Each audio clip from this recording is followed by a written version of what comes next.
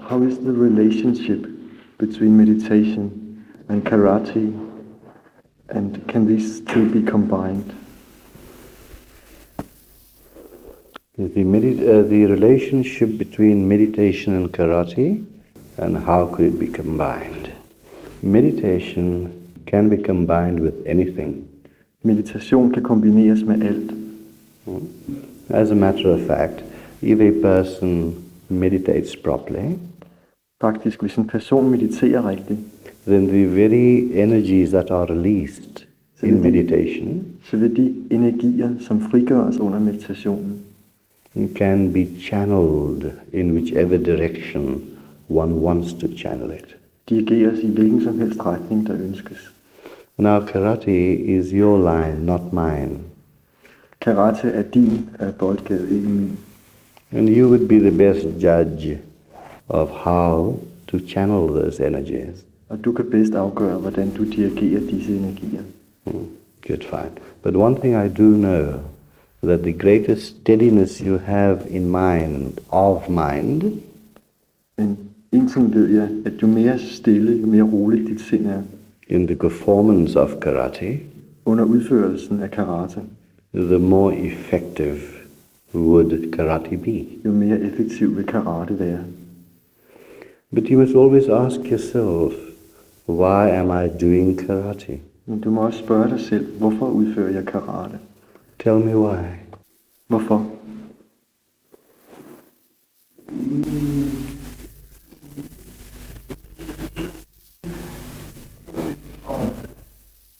Fysisk. He doesn't know, but he thinks that he really feels a need to express and be physically outward turned. Used more than he was until now. I see, then why not gymnastics or physical culture, or boxing or wrestling? Why karate? Hvorfor netop karate frem for brydning eller boksning eller gymnastik Why not kung fu? eller kung fu? Now, all this means the same. Det betyder alt sammen det samme. It could be boxing, karate, kung fu, wrestling. It is all physical expression. Det kunne være karate, boksning, gymnastik osv. Det But- er alt sammen fysisk følelse. But what is important is what goes behind that physical expression. Det, der er vigtigt, er, hvad foregår der bagved det fysiske udtryk.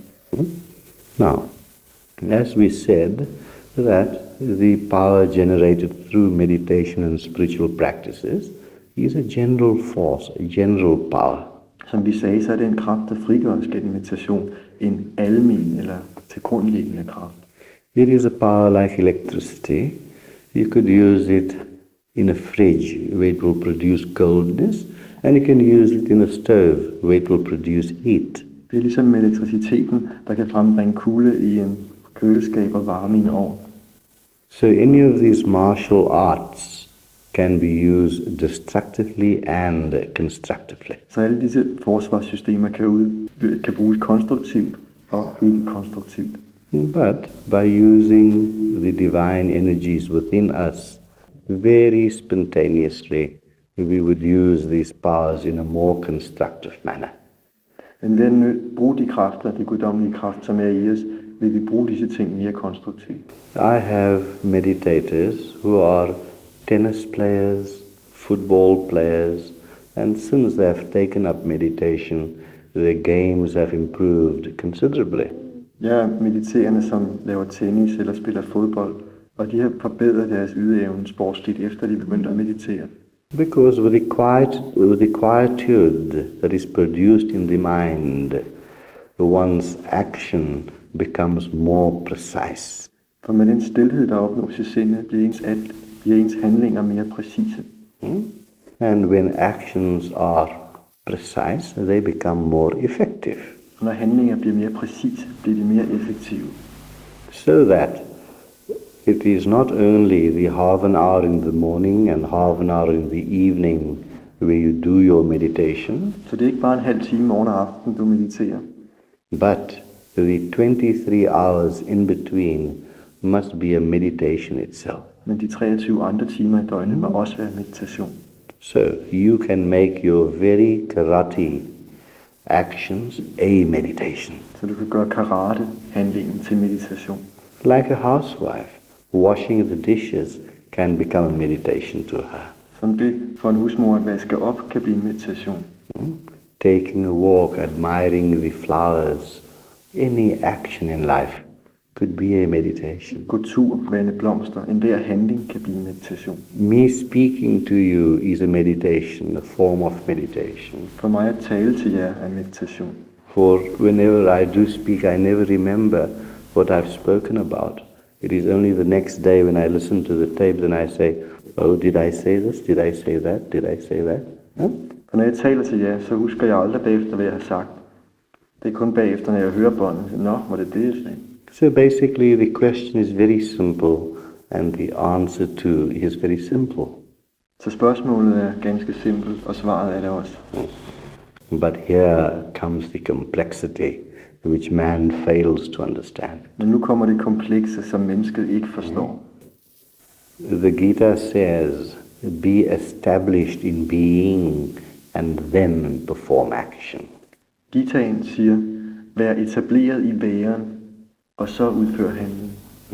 Where the presence of being or divinity is forever present, Når væren eller det guddommelige altid er til stede, and the mind and body acts, og sind og krop handler, the big I becomes the observer of the small I. bliver det store jeg en, der betragter det lille jeg. And then the ego self becomes the observer. Ego or the mind self becomes the observer of the physical self. Og så bliver sindet, eller altså bliver egoet, eller sind-jeget, betragteren. Now, for physical and mental action to become effective, For at sind, und I didn't get it. all mental and physical action to become effective, For at alle handlinger og tanker kan blive effektive, the mind must come to one realization, og sindet opnå en realisering. Maria, lad være at pille ved den der. that I am not the doer. At jeg er ikke den, der udfører handling. There is something else that does. Der er noget andet, som handler. And I am just an instrument. Og jeg er bare et instrument. The instruments of minds and bodies has to function permeated by the big self within us. Sind og krop må være gennemtrængt af det store jeg indeni. And that is the purpose of meditation. Og det er meditationens formål. To find that permeation so that mind, body and spirit functions in a totality, in a wholeness. At blive gennemtrængt på den måde, så sind, krop og ånd foretager aktivitet som en enhed. And when mind, body and spirit functions in wholeness, then we truly live a total life. Når sind, krop og ånd handler som et, så lever vi et Otherwise it is just a fragmented life. Ellers er livet bare opdelt eller fragmentarisk, We are not using our full potential. og vi bruger ikke vores fulde muligheder. So, even in karate, Selv i karate, to become a better karateer, for at blive en bedre karatist, karatista, that's good. Yes. If this inner force can permeate every movement of the hand, hvis denne indre kraft kan gennemtrænge hver af håndens bevægelser,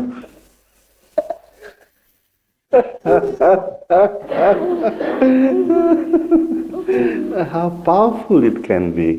hvor kraftfuldt kan det så ikke være? So, if your punch has the weight of 100 pounds behind it, Så hvis slaget fra din hånd har vægten af 100 kilo bag dig, kilos, then that very punch will have the power of 200 kilos. så bliver det slag til 200 kilos slag. Because it is not the physical body that exerts the total action, Fordi det er ikke den fysiske krop, som udfører den fulde handling, but the mental self, the subtle self, that exerts far greater power than the body. men sindet, eller det finere jeg, som udgør meget mere handling end krop. So, you must have read many things that the mind is capable of. I må have læst om, at sindet kan gøre mange ting. For example, if you read this one book, Psychic Discoveries Behind the Iron Curtain, For eksempel bogen Psykisk forskning bag jerntæppet. they describe various experiments to you, Det beskriver mange eksperimenter, where a woman could move objects from one place to the other just by the power of thought. hvor en kvinde kunne bevæge ting fra et sted til et andet, bare med tankekraft. I'm sure this book is translated in Danish. Den er oversat til dansk. Yeah, good. Now, so that just shows how powerful the mind can be, even more powerful than the body. Og det viser, hvor kraftfuld sindet kan være. Langt kraftigere end kroppen. Let's use another example. Et andet eksempel. Husband and wife love each other very much. Mand og kone elsker hinanden meget. The husband is under the motor car repairing something. Og manden ligger under bilen og opererer. And here the jack slips. Og hører the jack. Jack that jacks Og up hører, at dundkraften den skrider. and the car falls on the man. Og bilen falder ned over ham. At that moment, the woman entirely forgets her body, Og i det øjeblik glemmer kvinden fuldstændig sit sind. for her whole mind is involved in what has happened. Der glemmer hun sin krop, fordi hele hendes sind er opslugt af, hvad der er sket. And so much strength comes into her body that she lifts up the car. Og der kommer så meget kraft til hendes krop, at hun løfter bilen. This has been experimented upon and proven. Det er bevist.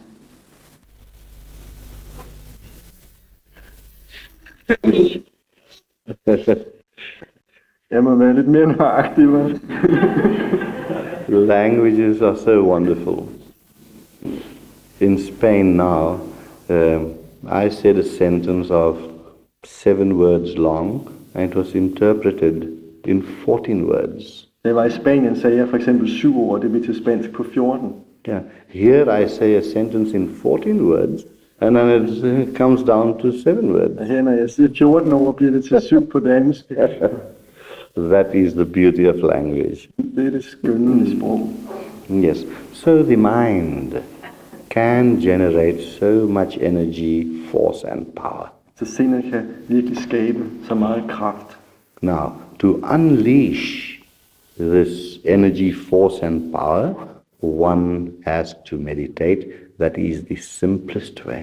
For at frigøre denne kraft, når vi mediterer, det er den enkleste måde. And the true karate practitioner is taught a certain form of meditation. Og den, der virkelig udfører karate, bliver lært meditation. Some people take up karate. I know young men that take up karate because there are bullies in their school. Der er unge mænd, som lærer karate, fordi de er tyranner i skolen. And by taking up karate, he can beat them up. Og ved at lære karate, kan han virkelig tæve de andre. But that is the wrong reason. Og det er en dårlig årsag. The true reason for taking up any of these arts is to find that coordination of the body, Den virkelige årsag burde være at finde den koordinering mellem sind og krop. so that it could function in a far greater cooperative manner with the mind. Så kroppen kunne fungere i langt mere nøje sammen med krop og sind. The greater cooperation is achieved. Der er en større koordination mellem sind og krop. A togetherness. En enhed. And when that togetherness of mind and body is achieved, then the spirit shines through. Og når sind og krop fungerer som et, så skinner ånden igennem. So karate is a meditation. Så karate er meditation. Washing dishes is a meditation. At opvaske op er meditation. Sweeping the street is a meditation. At feje gaden er meditere. Everything can become a meditation. Alt kan blive meditation. But first, one has to be established within one's self. Men man må først være etableret i sit selv. And with our individualized techniques, one does become established within oneself. Og med vores individuelle meditationsteknikker, der bliver man etableret i sit selv. So therefore, to repeat the words of the Bhagavad Gita, be established within yourself and then act. Så for at gentage Gitaens ord, vær etableret i dig selv, og så handle. Now, what happens is this. Det der sker er, Oh, she's so sweet. What happens is this, that by being established within one's self, det der sker er, at ved at være etableret i sig selv, then all the actions we perform, good or bad, så bliver alle de handlinger, vi udfører, gode eller dårlige, does not leave an impression, så vil de ikke efterlade nogen indtryk. does not leave a lasting sanskara. De efterlader ikke nogen sanskaras. Because all our problems, as we said last night, is because of sanskaras. Fordi alle vores problemer kommer af, som vi sagde i går, af samskaras. So when the light of the Spirit shines so forcefully, Så når åndens lys skinner så kraftfuldt, then the little candles of ordinary daily living has no effect, så bliver det daglige livs små lys uden virkning. because that light is too bright. Fordi det indre lys er for kraftigt. They go unnoticed, Der bliver ikke lagt mærke til de andre. and leaving no impressions whatsoever. Sætter overhovedet ingen indtryk. So man's evolution depends on acting in such a way where no impressions are created or left. Så menneskets udvikling afhænger af at handle på en sådan måde, at det ikke sætter nogen indtryk. Therefore, the self-realized man becomes a law unto himself. Derfor bliver den selvrealiserede person en lov for sig selv. He can do whatever he likes, Han kan gøre alt, hvad han vil, and nothing affects him. og intet påvirker ham. He can even be rooted in mud like the lotus flower, Han kan sågar stå i mudder som lotusblomsten, and yet remain pure and unblemished. og alligevel forblive ren og uforvansket. Unmarked, unblemished. Good. So, that is for the self-realized man. Det er for den selvrealiserede person. And this must not be used as a justification, which many people use. Og det skal man ikke bruge som en retfærdiggørelse, som mange gør. They say, I do this, I do that, but I'm not really the doer. Some inner force within me is doing. Folk siger for eksempel, jeg gør det, og jeg gør det, men det er alligevel ikke virkelig mig. En indre kraft gør det. And I have met people that uses this as an excuse, Jeg har mødt folk, som bruger den undskyldning. which involves them in more and more sanskaras and karmas. Som giver den flere og flere sanskaras og karma. Good. So, to Maria, sidde stille. Marie, come, my darling. Come sit nearby. Okay. Now we take your feet up there. Good. I think that'll be nicer. Should Martina take over? It's all right. So sweet. Just bare sidde stille, Maria. Yeah. So I think that more or less sums up, in a simple answer, your simple question. Okay. Det besvarer vel nogenlunde dit spørgsmål. Good. Next question. Næste spørgsmål. Du stiller dig op, så Gururaj kan se, hvem der spørger. Godt.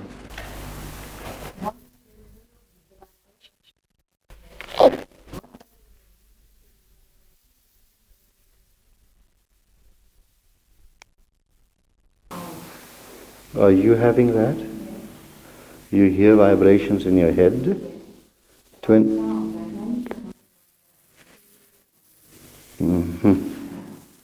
Beautiful, yes. Just translate the question. Yeah. Spørgsmålet var, hvad er de toner, man hører i sit hoved, ligesom mange toner, der sammengår til en lyd 24 timer i døgnet, og havner det i hovedet. This sound could have many, many reasons. Det kan skyldes mange ting. It could be a very deep spiritual thing, Det kunne være en meget dyb åndelig ting, or it could be just an ordinary physical thing. eller det kunne være en ganske almindelig fysisk ting. One lady came to see me with a similar problem. Der var en dame, som kom til mig med et lignende problem. She says, Guruji, I'm hearing these sounds in my head all the time. Hun sagde, Guruji, jeg hører de her lyde hele tiden. She went to psychologists and all over the place, and they couldn't help her. Hun gik til alle mulige hjælpemidler, men intet kunne hjælpe. And then in the end, she had a toothache. Og så til sidst, så fik hun tandpine. Good. So when the doctor examined the toothache on one side of the mouth, he found something else on the other side of the mouth. Så da han ledte efter tandpinen i den ene side af munden, der fandt han noget andet i den anden side af munden. That two of her teeth, the molars, were compacted. At to af kindtænderne var grown together. They're compacted, yes. They were together, deeply planted in the roots. Men de sad to kindtænder dybt og meget tæt sammen i den ene kilde. Yes, and this was causing a great pressure on one of her nerves. Og det forårsagede et stort tryk på en af nerverne. And this pressure on the nerve was creating this rumble in the head. Og det var det tryk på nerven, som gjorde, de lyde kom i hovedet. So, like that, Because Thomas are looking for her. do. Be a good girl. Maria, Beat leder efter dig udenfor.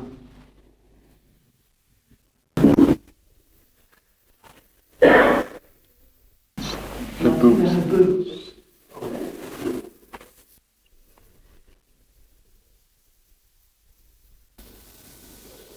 So it could be a very simple physical reasons, and this is just one example. Det kunne være en ganske enkel fysisk årsag. Det er et eksempel, det her. It could also be caused by certain brain chemistries. Det kunne også være forårsaget af en vis kemisk aktivitet i hjernen. Now, the brain has two hemispheres, the left hemisphere and the right hemisphere. Hjernen har to hemisfærer eller halvdele, en højre og en venstre. Now, the left hemisphere governs thinking and language. Den venstre halvdel styrer sprog og tænkning. The left hemisphere does the recognition of things and translates it, interprets it into either words or symbols. Den opfatter ting og omsætter dem i enten ord eller symboler. Now that is the part of the brain which is used by the mind to be able to think. Det er den del af hjernen, som bruges af sindet for at kunne tænke. And that is what most people concentrate on. Og det er det, de fleste koncentrerer sig om. Now the right hemisphere of the brain is the section which is the intuitive section. Den højre halvdel er den intuitive del. Good. It is through the right hemisphere of the brain that one realizes higher knowledge. Det er gennem den højre side af hjernen, at man opnår højere former for viden. Just as the organs of the eyes, the receptive organs of the eyes, requires the physical eyes, the instrument of the physical eyes, to be able to see. Ligesom at synsorganerne kræver det fysiske øje for at kunne se, so does the mind also require its physiological counterpart called the brain. således kræver sindet også sin fysiske modpart, hjernen.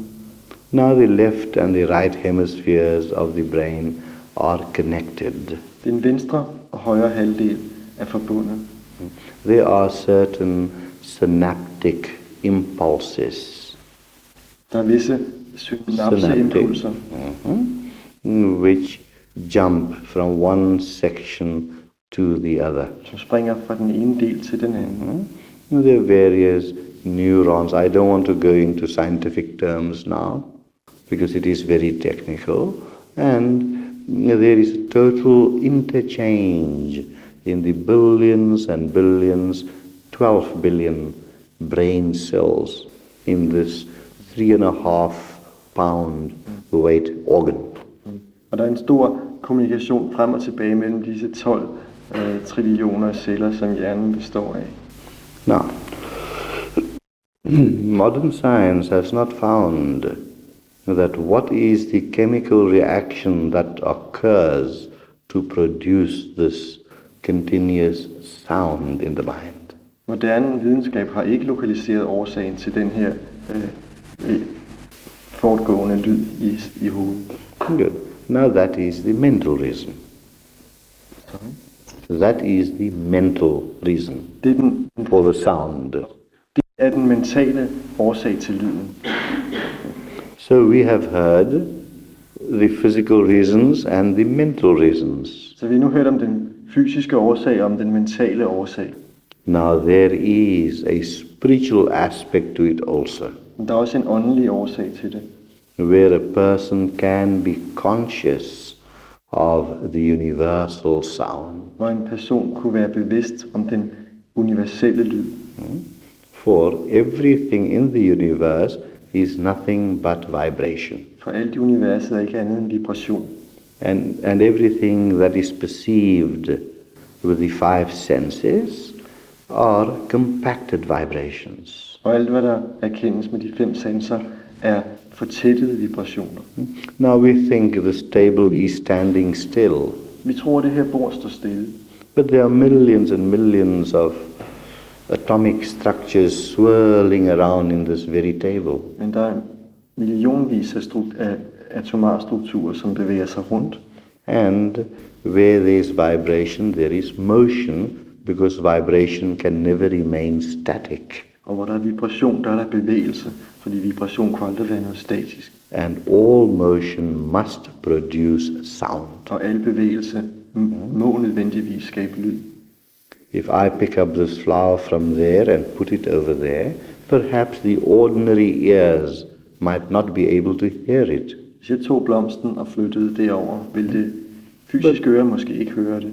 But there could be some kind of device that can pick up the minute sound. Men der kunne laves et apparat måske, som kunne høre disse lyde. And the deeper level of the mind can pick up every sound. Og sindets finere planer kan høre enhver lyd. For example, your mantra For eksempel dit mantra is nothing but a representation er ikke andet end en udgave af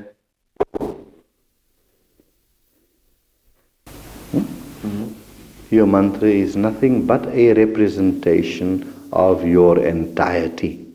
mantraet er ikke andet end en udgave af din helhed. This must have been explained to you by the teachers here, that the mantra has 3 aspects. Det må være fortalt jer af jeres lærer her. The one aspect is that when you became individualized, like a spark coming out of the fire, Der er 3 aspekter, og et af dem er, at da du påtog dig individualitet, da gnisten forlod ilden, and that very motion created a sound.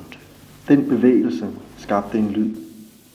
Another aspect is your present state of evolution. Et andet aspekt er din nuværende udviklingsniveau. And the third aspect is the range ahead of you. Og det tredje aspekt er rækkevidden, eller den foreliggende ting, du skal gennemrejse. So, your mantra represents you in totality, Så dit mantra repræsenterer dig i din helhed. past, present and future. Fortid, nutid og fremtid. Good.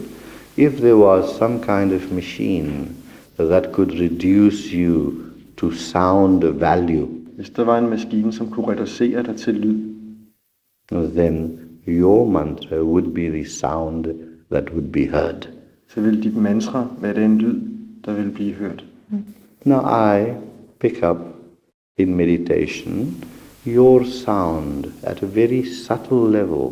I min meditation, der hører jeg din lyd på et meget fint niveau. It is so subtle that one cannot hear it or speak it with the ordinary mouth and ear. Det er så fint, at man ikke kunne høre det med det normale øre, eller tale det med munden, den lyd. So, like an ice cream cone, you have that here. Så ligesom en kræmmerhus, iskage. The mantra is picked up at the thin end and brought to the broader end so that it could become speakable and hearable. Så høres mantraet i den spidse, fine ende af kræmmerhuset og bliver bragt op i den brede ende, så det kunne tales og udtrykkes. So, as you carry on with your mantra meditation, you'll find subtle changes taking place in it. Efterhånden som du mediterer din mantra-meditation, vil du finde fine forskelle indtræde. So from the broader end of that sound, you proceed gradually to the thin end of the cone, to the subtle end. Så fra den brede ende vil du gradvist skride frem mod den tynde, smalle ende. Until the stage is reached where there is no difference between you and your mantra. Indtil det trin nås, hvor der ikke er nogen forskel mellem dig og dit mantra længere. You are the mantra, and the mantra is you. Du er mantraet, og mantraet er dig. And this is in complete conformity with all theological teachings. Og det er i fuldstændig overensstemmelse med alle teologiske lærer. For it says, first was the Word, and the Word was with God, and the Word is God. Så bliver blandt andet sagt, at først was the Word. Først var ordet, og ordet var Word. The Word was with God. Ja, og ordet var Gud. And the Word is God. Er Gud. So we reach that sound level.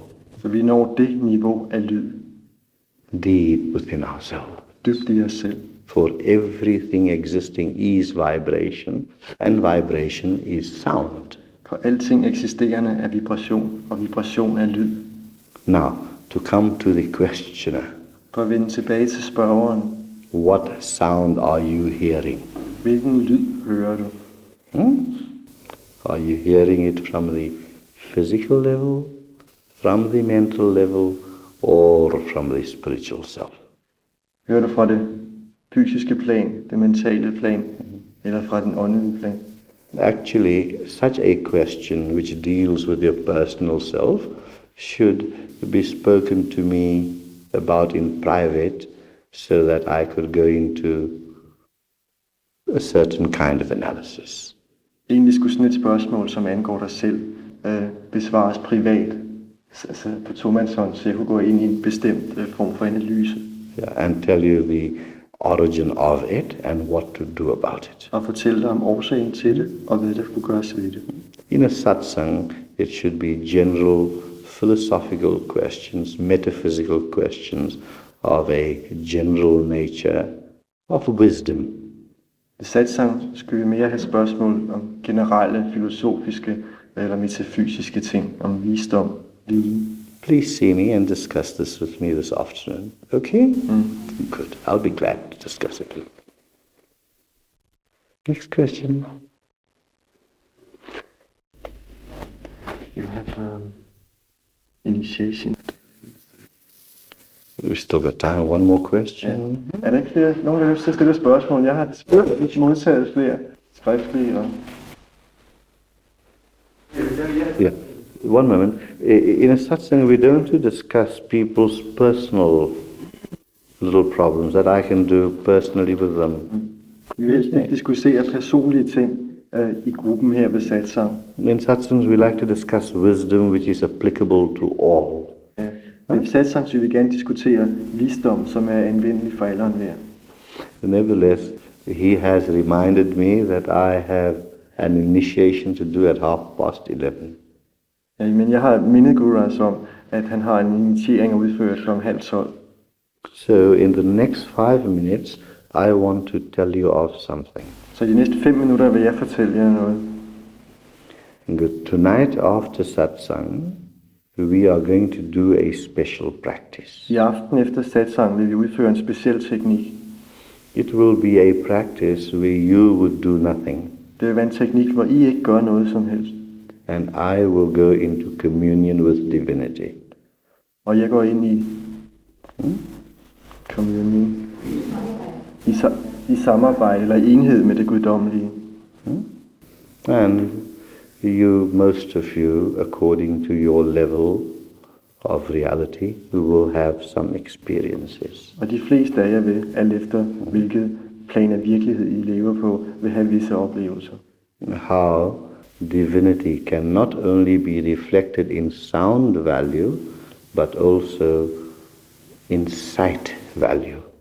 Om hvordan det guddommelige ikke bare kan udtrykke sig som lyd, men også som syn. For example, light. For eksempel lys. Things like that. Eller ting som det. I don't want to go deeply into this, because then you will have expectations. Jeg vil helst ikke gå dybt ind i det, fordi det vil skabe forventninger. And expectation is the biggest block. Og forventninger er den største forhindring. Expectation conditions the mind. Forventninger betinger sindet. So rather the experience first. Eller oplevelsen først. So that we will do tonight. Så det vil vi gøre i aften efter satsang. After satsang. Fine. You have supper at 6? Yes. Good. So our satsang starts at 8 o'clock. Yes. At 9 o'clock we start this practice. So 6 to 9, the food will also be nicely digested. Så klokken 9 vil maden være godt fordøjet. 3 timer. Okay, I think that is over.